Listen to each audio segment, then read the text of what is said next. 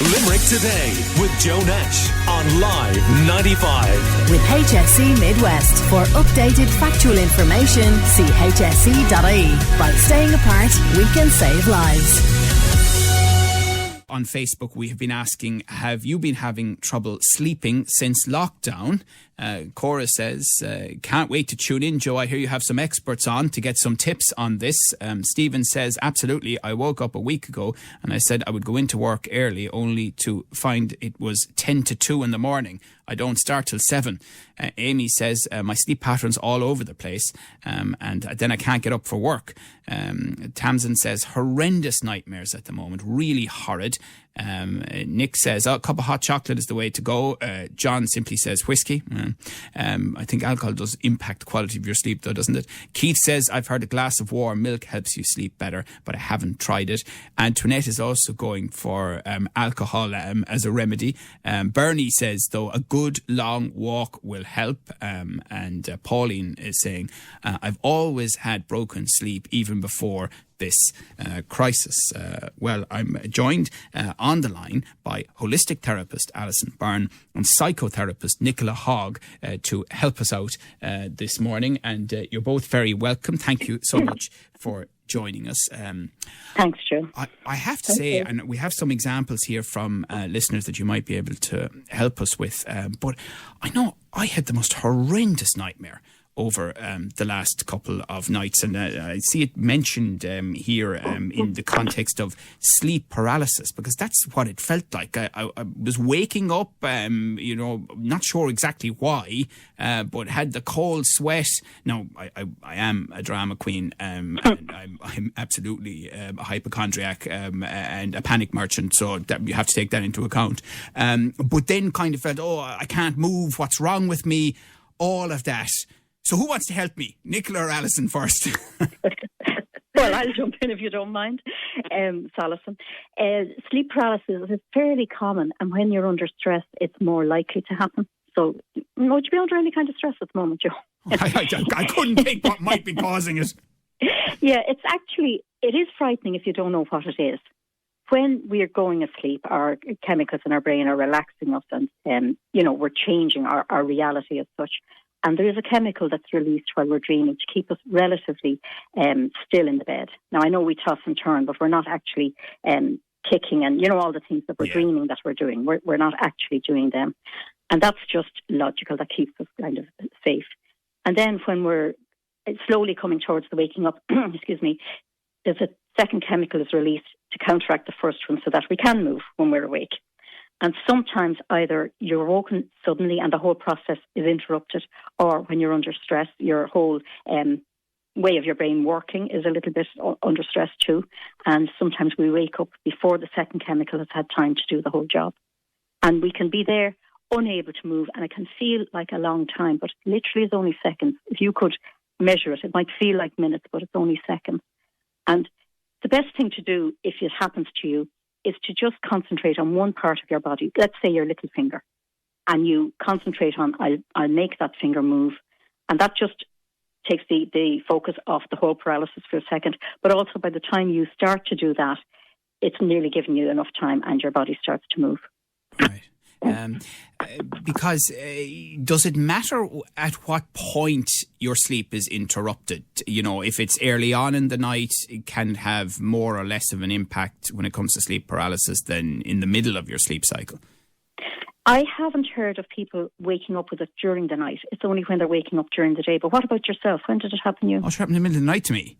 Did it? Yeah. No, that's a change in what I've heard. Oh, jeepers, okay. Yeah. So I'm not sure I feel good about that. Well, if you look at it, Joe, we are all on very unusual and very big stress at the moment. Absolutely. So, whatever is your routine to help you to de-stress, I would step it up. Because a lot of the time we get these signs from our bodies that things aren't quite right, and we carry on because we're busy and we have our things to do. But really, when we get a sign or a message, it's time to do something about it. So I would suggest that you incorporate something extra into your bedtime routine to help.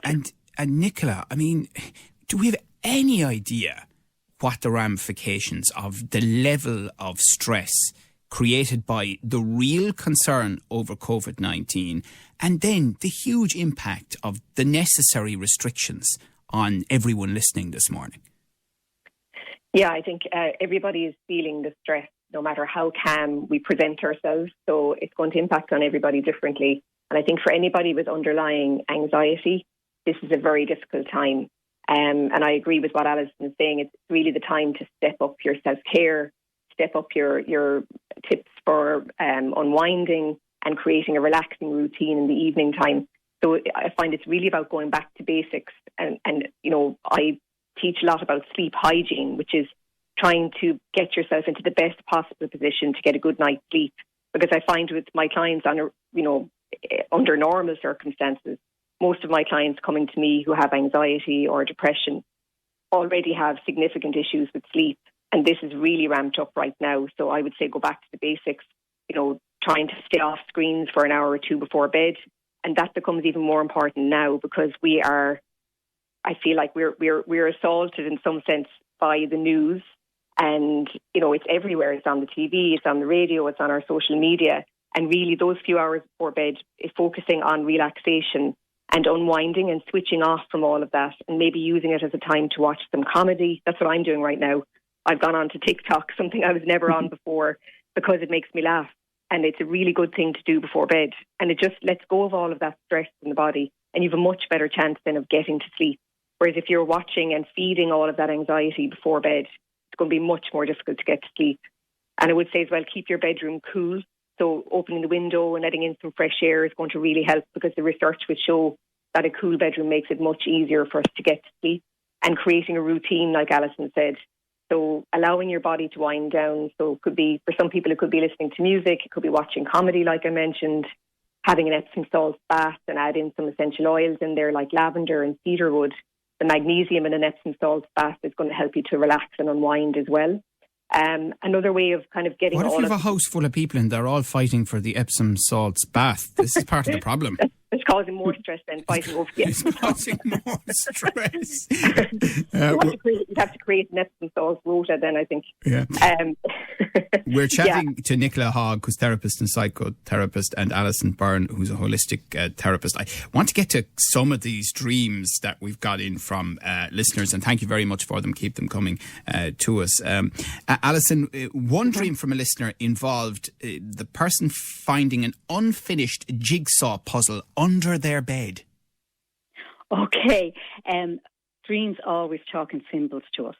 So you'd look at something unfinished. Well, of course, if you had to suddenly drop your life and stay indoors, you've left a lot of tasks unfinished.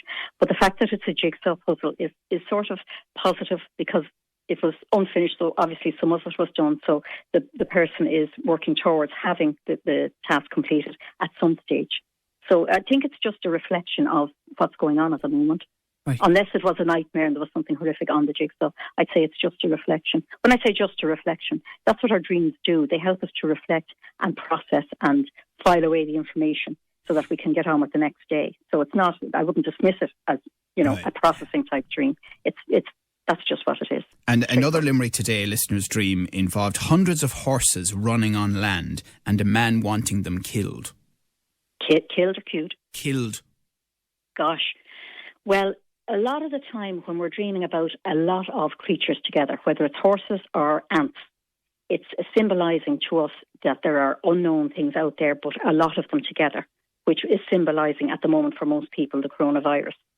So the fact that they're out there and somebody wants them killed, somebody is afraid of them and knows that they are a danger. So again, it's our minds are processing. It's a huge amount of information to take in that there is this virus out there. There's a lethal virus and we're all susceptible to it. So again, the horses are strong. The virus is strong and they can be a bit wild if they're running together, So it's all, again, it's working through and coming to terms and being able to accept the situation that we're in. Yeah. So any dream like that is actually a positive dream, even if it's not a pleasant dream. Oh, sorry, could I just mention, you said you were having nightmares as well. Usually our dreams are, not usually, quite often our dreams are enough to process whatever is going on and we don't need to do anything more. Sometimes we'll get a recurring dream if there's something that we need to know in our conscious mind, but we're not getting it. So our dreams are telling us again. If we still don't get it, or if we half get it and we're ignoring it, we'll get the nightmares. And the nightmares are saying, come on, pay attention, because we remember the nightmares much more. Okay, I don't really want to pay attention to what's happening in the world at the moment, to be honest with you, Alison. I know. Another dream involves the listener constantly changing shoes before leaving the house, which makes them late. Gosh, that's an interesting one. So you see, if you had somebody with you, you could go into real detail and see all the different layers of it. But just on the top layer, it sounds to me that the person is afraid to go out. So this is a delaying tactic. And if you delay enough, well, then you're too late and you can't go out, so you're safe. Right. Again, so again, it's another way of working through the situation that we're in. And this one, I mean, it sounds more obvious, to be honest with you. And it's a listener who is dreaming about the plague and a doctor in a cloak. Okay, well, the plague is very similar to the coronavirus. The doctor in a cloak, anything that's cloaked is hidden, so we don't fully understand it. So I think it could be, again, you'd have to talk to the person and get more details about the dream. But if the doctor's in a cloak, so it's like we can't fully understand, we can't fully trust the medical side, and probably meaning we haven't got our inoculation yet. So it's cloaked. We haven't got enough information. The scientists are working on it furiously, but they haven't got it yet, so it's cloaked. Also, a cloak could be a superhero, so you could be waiting for the superhero of the scientist that does make a big breakthrough. Yeah. Nicola, I mean, obviously there are people who feel anxiety more than others, but the simple reality is this is the sort of thing that you would stretch your credulity if you were seeing it in a disaster movie. And we're living through it. Yeah.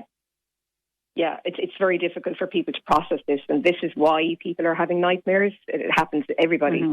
And I think the bad dreams and the nightmares are a very normal human reaction to the situation that we're in as our subconscious minds try to process everything. And it's really the feeling in the dream that's really important. So when dreams come up with clients that I'm working with, we would look at the theme of the dream, and particularly if it's a recurring dream. It means it's your subconscious mind is really trying to process something. None of us can keep up with this, processing it, because every day I think there's more news that we're shocked about. So our minds are really struggling with processing all of that. So just, I suppose, knowing that bad dreams right now are normal, and it's a very healthy way for our subconscious mind to process all of this. If it is a recurring dream, something very simple you can do at home is just journal a little bit about it, or even to draw out the dream. And you might find that it stops at recurring when you draw out the details or write out the details of the dream and really hone in on the feeling of it. And then ask yourself, where is that feeling presenting itself in your life right now? So it could be, feeling out of control. Everybody's feeling that right now. And just allowing yourself to feel it, because sometimes what we do with feelings is push them away. And we push them away for so long that then our subconscious mind has to bring them up in a dream because they're not being dealt with. So if something is recurring, it really is a sign that we're not dealing with the feeling that the dream represents. But surely the other problem, Nicola, is that the things that we normally use to deal with, frankly, far less immediate stress than we're all under at the moment, and everyone is under at the same time, is the support system. It's face-to-face contact with the best friend or your sister or brother or your dad or whoever you might chat to. Yeah. It is. I mean, it's that lack of human contact that's really hard for everybody right now, especially, I think, for anybody cocooning, and trying to form some sense of community for yourself, whether that means that you schedule in a WhatsApp chat every night with somebody, or you decide to ring one friend every day. Break it down into manageable chunks, because I think if we feel lonely, it's easy for that feeling to linger, whereas if we can look at, well, what action can I take today? Okay, I could text Mary and ask her, would you have a cup of coffee with me at 5 o'clock, and we'll both go on WhatsApp. But it's still not the same as I'm really starting to struggle with the whole FaceTime stuff. Personally, I'm just finding it like it's a screen. You know what I mean? I mean, if I want to watch television, I'll watch television. I don't expect it to talk back to me.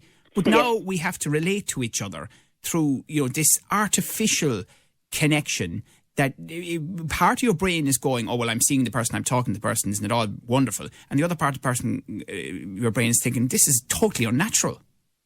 I totally agree. And there is that feeling of, it's just not the same. It's not the same. When I'm in contact with my family as well, and just that feeling of this is okay, but it's not what I normally experience, and I'm not getting the same connection. And we're all living through a grief in that sense. Like, there is loss in this. There's the loss of human connection, and I think it's really important that we acknowledge that and let ourselves feel it sometimes without pushing down those feelings. And then we won't feel as low. It's when we push down and suppress those feelings, that's when it causes anxiety and low mood. And Alison, really interesting WhatsApp message here from a Limerick Today listener, 086 123 95 95. And this is from an adult. And she says, I've always rocked myself to sleep. Even now, if I can't sleep, I start rocking and I manage to go to sleep as a result. Is that unusual for adults? Well, it's not every adult that does it, but I wouldn't say it's that, it's not a peculiar thing to do, let's put it that way. And obviously it goes back to the baby being rocked to sleep. And if an adult finds that works for them, by all means keep doing it. And another WhatsApper says, I have a dream where my mother and myself are stuck in a house. The walls are made of glass and my sister and nephew are at the other side of the glass wall inside the house, but we can't get to them. My sister happens to be living in the UK, says this listener. That sounds to me like a reflection of literally what's going on. What you were just talking about, seeing people through a screen. Yeah. The screen, the glass would be symbolic of the screen. So you can see them, you can hear them, but it's not quite the same as actually being in the room with them. Here's another interesting one. Joe, I have to move my legs to fall asleep. I physically feel uncomfortable lying still. Is that normal? It's one I haven't come across before. Sorry, go ahead. I think some people can experience like restless legs going to sleep at night time. Magnesium is a very good supplement for that. It's usually a sign of a magnesium deficiency if somebody has restless legs, particularly going to sleep. And it can happen for children as well. Again, the Epsom salt that people can fight over. An Epsom salt bath is a good source of magnesium or a magnesium supplement.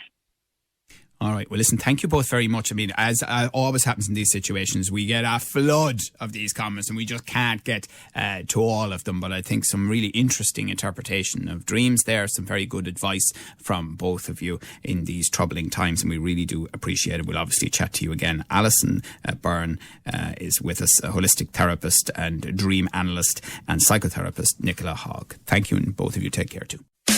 Limerick Today with Joe Nash on Live 95. With HSE Midwest. For updated factual information, see hse.ie. By staying apart, we can save lives.